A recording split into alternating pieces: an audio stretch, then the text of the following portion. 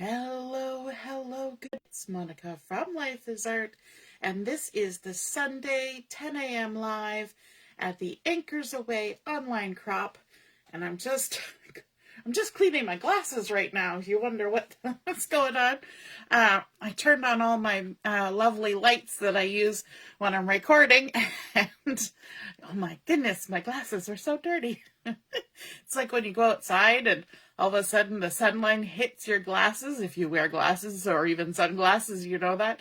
As soon as the light hits it, you're like, oh, that's amazing. I can actually see through that. All right, so we're all clean and tidy, and we're ready to craft this morning. And today's video, the project that I'm going to be doing is actually inspired by one of today's challenges. Pardon me. And it's the card challenge for today. And I was just looking up the name of the person who had posted it, and it's Kathy Collison who posted this particular project, and that's whose example we're using for challenge number 11. But this is sort of a direct-to-card stamping project, and we're going to be making a colorful forest. Now, one of the things to consider when you are creating something that's going to have multi-stamping of the same image is that you want to start out with an image that you like and one that will work for multiple stamping. So the image that I'm going to be using is this beautiful little tree here. It's a simple image. It has a nice amount of texture in it, and it's also a good size. You have to consider that when you're thinking about doing multiple stamping of the same image on the same project. And but because it's an evergreen tree, even though I'm stamping the same thing over and over again, there's enough movement in the image that it doesn't get overly boring having the same image. And we're mixing it up by using many colors. So for this one, now, you know me, I try to stick within 3 or 4 colors on a project for the most part, if I can. And so I'm using 4 colors on this project, and I'm going to be using Melon Mambo, Lemon Lime Twist, Coastal Cabana, and Daffodil Delight. Sorry, it's hard for me to read the yellow on yellow, and my brain just kind of did a and didn't remember what the name was. Daffodil Delight. Now, if you look at these 4 inks, you will notice that 2 of them have sort of a lighter look, which is the yellow and the green. And then 2 of them have a darker look, which is the Coastal Cabana and the Melon Mambo. So when you're doing multiple stamping, you're going to want to vary your lights and your darks. You're also going to want to have some colors that are similar-ish. So in my mind, the Coastal Cabana and Lemon Lime are kind of similar-ish because they both have a green-ish bent towards them. And then you also want contrast. So we've got our yellow, which is kind of part of green, but then we've got our Melon Mambo, and Melon Mambo is not in with any of those other colors, right? It's a different part of color theory on the color wheel. But they all work together. So sometimes you need to play with your colors, stamp them side by side, stamp them overlapping. That's also important because these are going to overlap a bit, and sometimes colors will just not be nice when they overlap. So you want to play around with your colors, and that's a fun exercise. In fact, when I started working on this, I was only playing around. I didn't necessarily have the intention of showing it up to you all, but that is what we are going to be doing today. And I just realized I didn't even start my video on the side for me to see if we're live and doing things. I just started yapping away. So if you're joining me, just say hello or howdy so I know you're here. And if you're watching later on replay, you can drop a comment. I see Joanne is here. She knew the drill. Good morning, Joanne. Now, when I woke up this morning, there be snow outside my window. It's traveled from up north, and it has hit us, and we're supposed to get actually 5 to 10 centimeters. So they say. Brampton never gets what they say, so I'm not too worried or anything. 5 to 10 centimeters isn't that crazy? But it definitely felt a little bit more like winter is coming. So, as I said, we're doing direct to card stamping. So I've got my card base here, and I could fold it up now with the bump side to the inside. This is just standard card base. So it is, because my brain's not going to remember, 5.5 by 8.5, and then it's scored at the 4 1/4. But I am not going to fold it just yet. I'll maybe just kind of make a little blip there to help me see that score line. Because I'm going to do stamping, I think it's easier if I just leave it flat for now. I don't usually do that. So we'll see how that goes. You never know. It could be good. It could be awful. But we will take our chances. Okay. And I'm also going to kind of line it up on my grid mat, because I find when my lines are going straight with what I'm working on, I sometimes have better luck with my stamping. So I'm going to begin with the Melon Mambo. I've got my tree loaded up on my block here.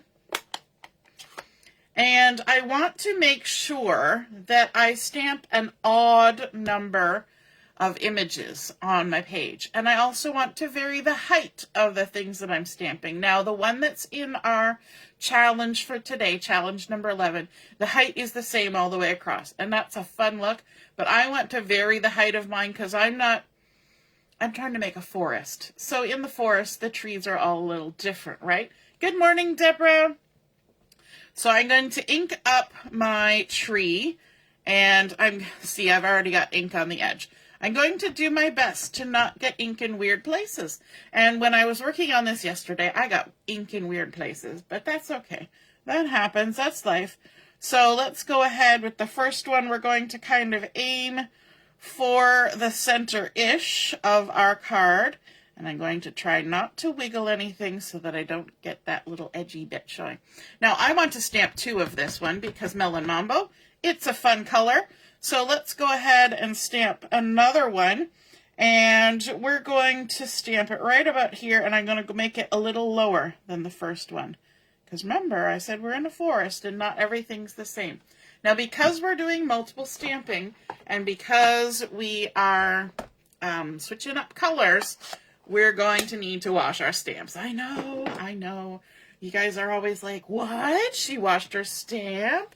So I've got my Stampin' Scrub, and I'm going to do this off to the side because these little bristles, I spritz it with a tiny little bit of water with the misty thingy, this little spritzer.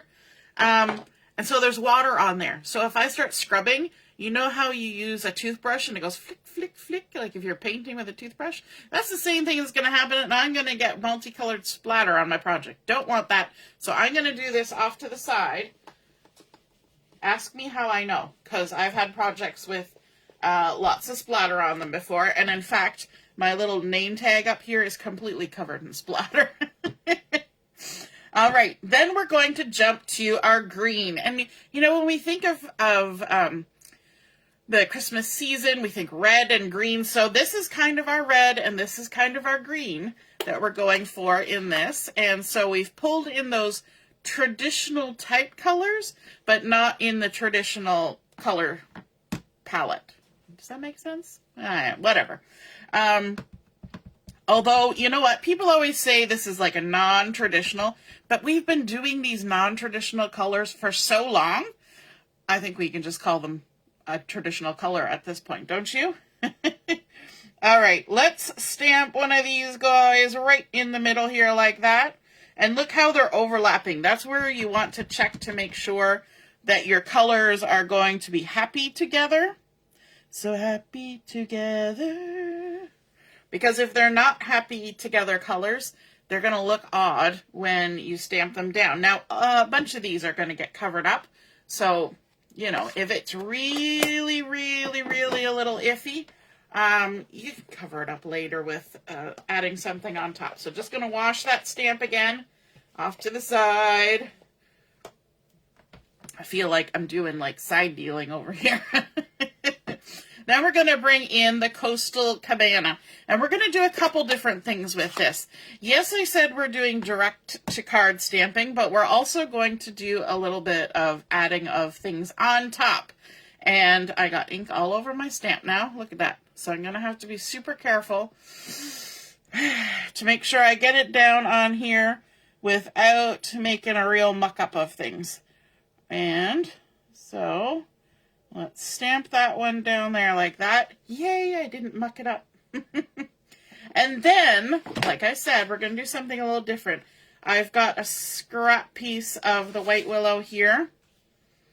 And I'm going to stamp up another one of these on my white willow. Oh, look, there, see? I got a little bit of that ghosty edge.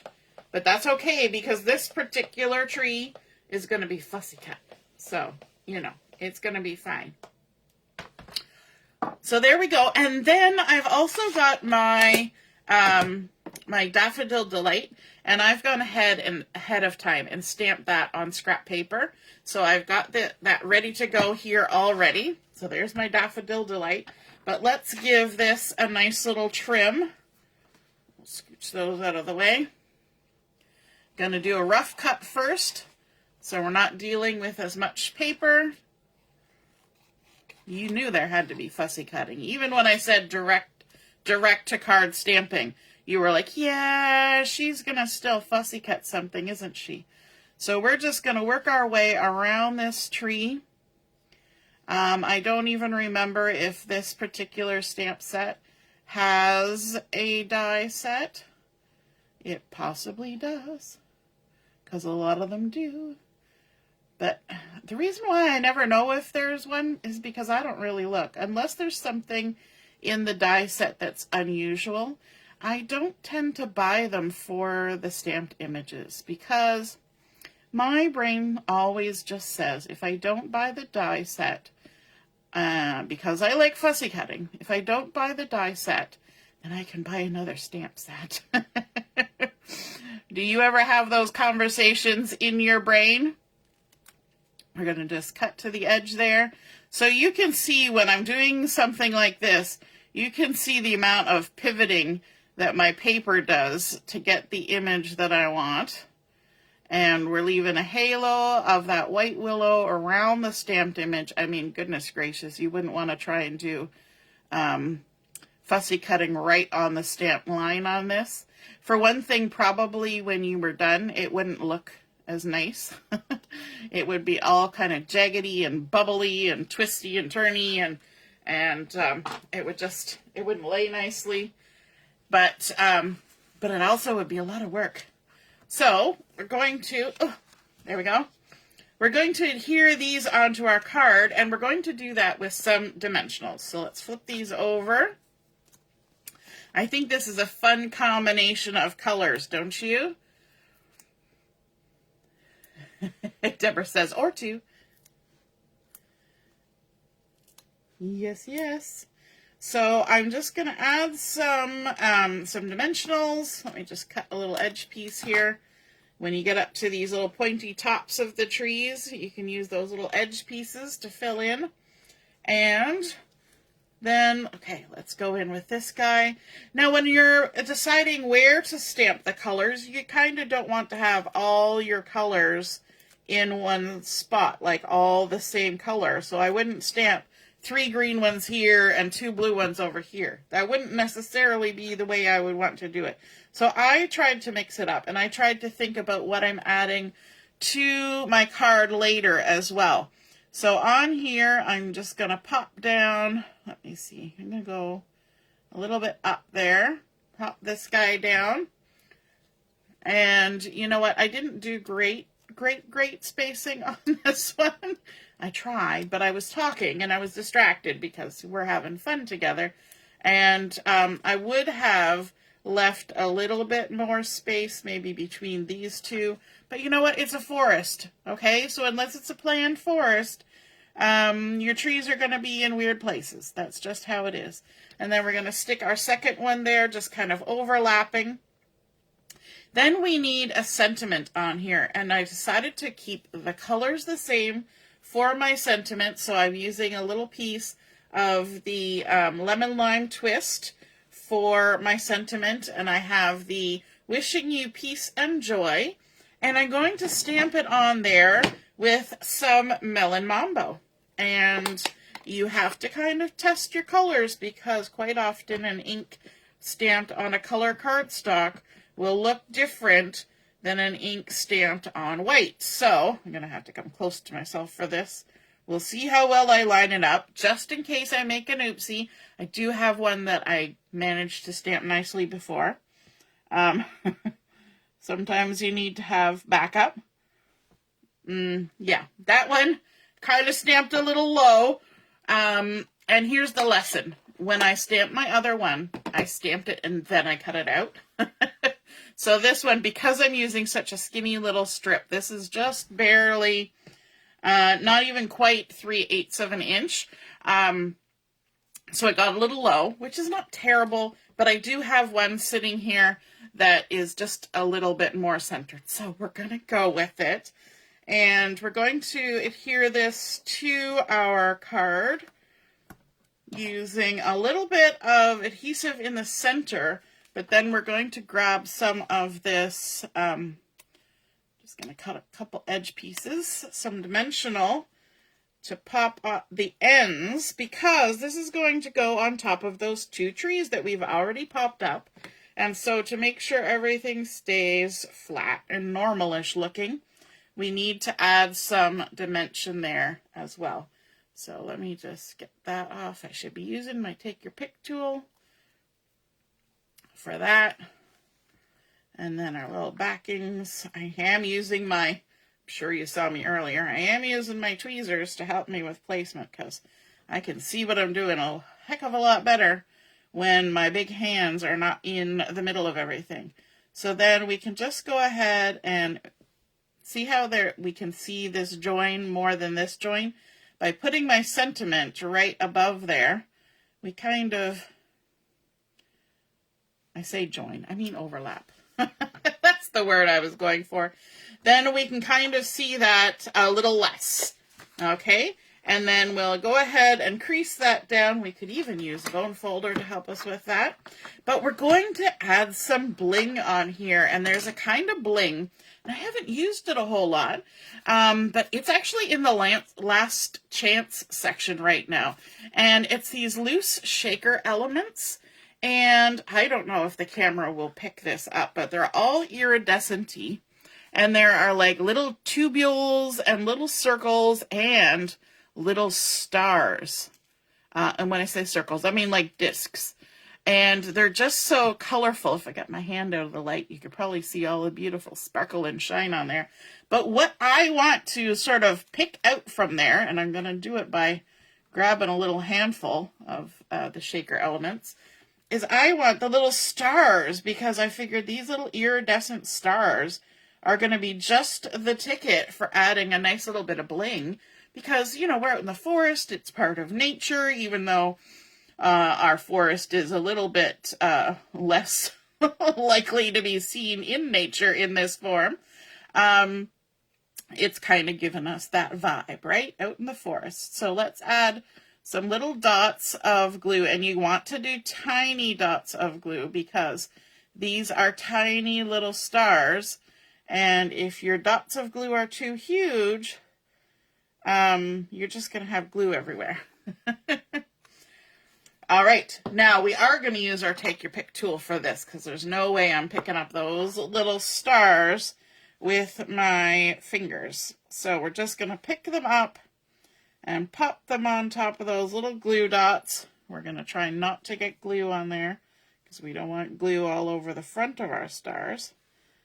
So just use that little rubbery gummy end, and I'm just kind of making sure I'm not picking up glue every time.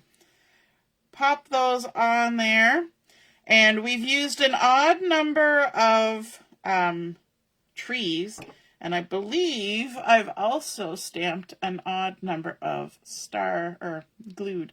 1, 2, 3, 4, 5, 6, 7, 8. Oh, we should do one more. We should, because we've got 8. Let's do one more. Where are we going to put it now? Ooh. Let's do one in this gap. Why not? We got a random little gap there. Let's stick a star in it. A star is born. There we go. Now we've got 9, and it's an odd number, and that makes our brains happy. So there we are. We've done our direct-to-card stamping. We used multiple colors that work well together. We did a repeated stamped image over and over, varied the height, varied the fact that some are stamped direct-to-card and some are fussy cut out and popped up to give some dimension. We also mixed up where the colors were placed, and there's not even 2 of every item because we're using odd numbers. We've got 2, 2, 2, 1. But we pulled that green from the back. You notice how I have green only in the back to the front using our sentiment. And we also pulled in more of that pink because that's our contrast color, right? That's the one that really stands out. So that's going to be our sentiment. And then using those lovely iridescent stars for our sky. And you know what? This is a card that if you need to make a set of cards for somebody as a gift, this is a really pretty set of cards. And it's also very quick and easy to create. Like, that did not take me long because most of the card is direct to card. We're not putting layers of paper. It's going to be a little bit cheaper to put in the mail probably. You won't have to pay extra postage. So many different things going for it. So I would say give this a try. And that also gives you a little bit of an incentive to create something for challenge number 11. If you create one of these, be sure to snap a photo of it, pop it into challenge number 11, but also pop it in the comments where I post the photos of my card, and then we can all see and be inspired by your artwork as well. Have a wonderful rest of your morning, and we will be on at 11:30 for Chat and Craft. We'll see you then. Toodaloo. Bye.